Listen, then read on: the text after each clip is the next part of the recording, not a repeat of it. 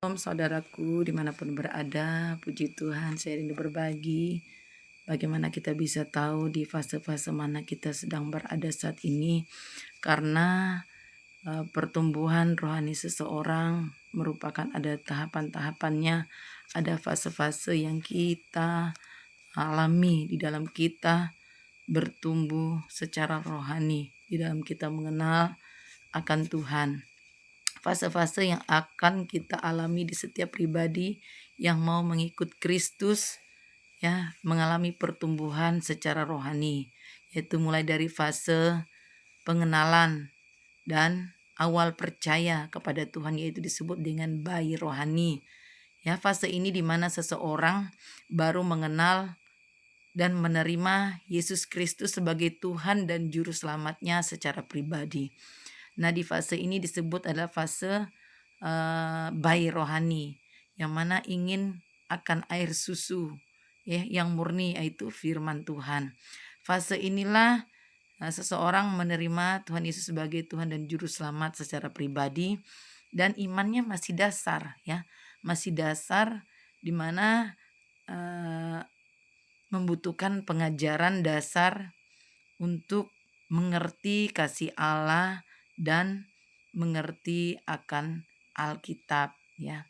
Sehingga di fase inilah seseorang mulai percaya kepada Tuhan Yesus Kristus, yaitu bayi rohani. Nah, fase kedua adalah fase pertumbuhan dan pengajaran, disebut dengan anak-anak rohani. Di fase pertumbuhan dan pengajaran ini mulai, ya, menerima pengajaran firman Tuhan, mulai mengikuti pengajaran firman Tuhan melalui ibadah, ya, ataupun PA, ya, secara lebih, ya, insentif, artinya terus menerus, ya, sehingga pemahamannya tentang firman Tuhan itu mulai mendapatkan hal-hal yang baru, yaitu lewat ibadah, bahkan pendalaman Alkitab yang disebut dengan PA. Dan mulai di fase ini juga mulai meninggalkan kebiasaan-kebiasaan lama yang tadinya awalnya tidak dia ketahui, karena ketika dia belum di dalam Tuhan, dia sering melakukan hal-hal yang melanggar kehendak Allah, yaitu dosa, ya. Dengan seringnya dia membaca dan dapat pengajaran tentang kebenaran yang sesungguhnya, akhirnya dia mengerti, dan di fase pertumbuhan ini mulai sudah meninggalkan kebiasaan-kebiasaan buruk, dosa-dosa yang seringkali dilakukan oleh setiap pribadi tersebut, orang-orang yang mulai mengikut Kristus, ya. Nah, di fase ini juga terbentuknya karakter Kristus di dalam setiap pribadi-pribadi anak-anak Tuhan yang sudah mengambil keputusan untuk mengikut Yesus. Nah, di fase ini mulai karakter-karakter Kristus itu terbentuk di setiap pribadi kita.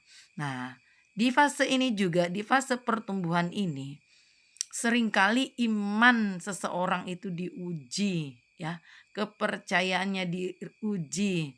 Seringkali ada timbul keraguan, ya, bimbang, tidak percaya dengan sungguh-sungguh, ya. Kalau kita masih ragu-ragu, tidak percaya dan tidak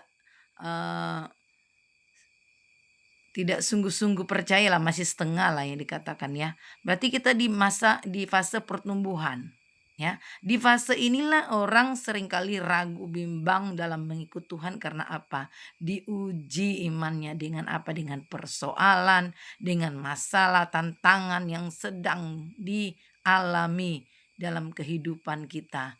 Nah, dalam pengiringan kita kepada Tuhan, Tuhan tidak membiarkan kita. Ternyata Tuhan juga izinkan kita untuk mengalami yang namanya pengujian, melihat kemurnian iman kita, melihat sampai di mana kesetiaan kita, melihat sampai di mana kepercayaan kita kepada Dia, kesungguhan kita, komitmen kita, kesetiaan kita kepada Tuhan. Di fase inilah, ya, terjadi banyaknya kegagalan anak-anak Tuhan di dalam mengiring akan Tuhan, di dalam mengikut akan Tuhan. Karena apa? Sedang diuji. Tetapi ketika kita tahan uji, setiap persoalan masalah yang sedang terjadi kita tahan, maka iman kita diperkuat. Nah, di fase ini iman kita diperkuat kalau kita tahan uji. Kalau kita mampu melewati semua eh, badai-badai, persoalan-persoalan yang sedang terjadi di dalam kehidupan kita. Nah, fase yang ketiga ini kita mulai terlibat dalam pelayanan. Kita mulai terlibat dalam pelayanan ini dikatakan pemuda rohani. Pemuda rohani ya, sudah mulai terlibat dalam pelayanan dan iman itu sudah dimulai diwujudkan dengan tindakan, ya tindakan nyata dengan mau melayani sesama, melayani Tuhan dalam komunitas bergereja ya. Jadi mau sudah melayani Tuhan, fokus dan beralih dari sekedar menerima tetapi mau melayani Tuhan, melibatkan diri dalam pelayan, tidak lagi ragu-ragu. Biasanya kalau orang ragu-ragu tuh dia tidak mau melayani Tuhan, dia tidak mau terlibat dalam pelayanan. Nah, di fase yang keempat, nah ini nih fase-fase yang keempatnya adalah fase kedewasaan ya. Sudah jadi bapak rohani, ibu rohani, dikatakan di situ bukan lagi pemuda rohani tapi ibu dan bapak rohani. Di fase kedewasaan ini mencapai satu tahapan iman yang sudah matang ya, di mana iman menjadi bagian dari kehidupan sehari-hari. Jadi kehidupan sehari-hari itu imannya itu bisa dilihat dari tindakan setiap hari, lewat kehidupan, lewat pola hidup kita, lewat perkataan, pikiran, perbuatan kita tergambar bahwa kita adalah orang yang beriman ya. Jadi dalam kehidupan sehari-hari itu sudah menjadi satu integral dalam kehidupan saya dan saudara ya. Jadi mampu juga membimbing atau memuridkan orang lain.